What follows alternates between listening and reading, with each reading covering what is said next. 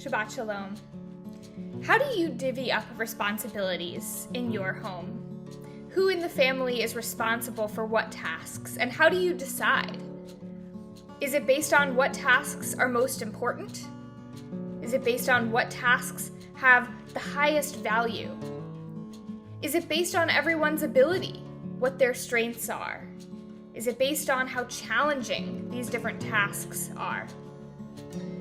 In this week's Torah portion, we learn about delegation. Up until this point, Moses, as the leader of the Israelite people, had been hearing every single case. Every time two people disagreed with each other, every time one person thought somebody owed them money, every single time it was going to Moses.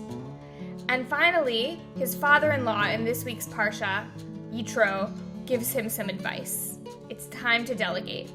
It's time to set up a two-tiered judicial system so that Moses isn't hearing every single case, maybe only the most important ones. And Moses takes that advice, but with a little change. We might think that Moses would prioritize the cases of the highest monetary value, the most important cases. But that's not what he does. Instead, he gives himself the hardest cases, the cases that are the most challenging from a legal perspective. In halakha, in Jewish law, we have a principle that a small matter, financially speaking, a small matter is just as important as a large matter. So for Moses, the basis for deciding who was going to hear what case was not about the finances.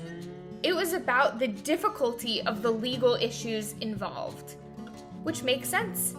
Moses had a lot of wisdom and knowledge and a very special connection with God. And so Moses would hear the most difficult cases, whether the monetary value of the dispute was $1 or $1 billion. I asked you how you split up responsibilities in your home. And I bet you might do something similar to Moses, that everyone is able to use their own strengths. Perhaps the adults in the family are able to tackle the most challenging and difficult issues, whereas children are able to use their own skills and their own strengths towards helping the family out.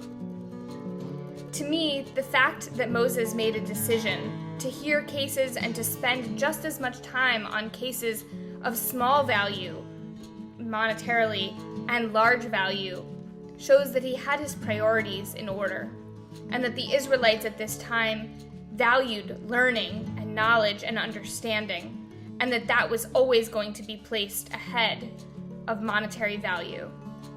Shabbat Shalom.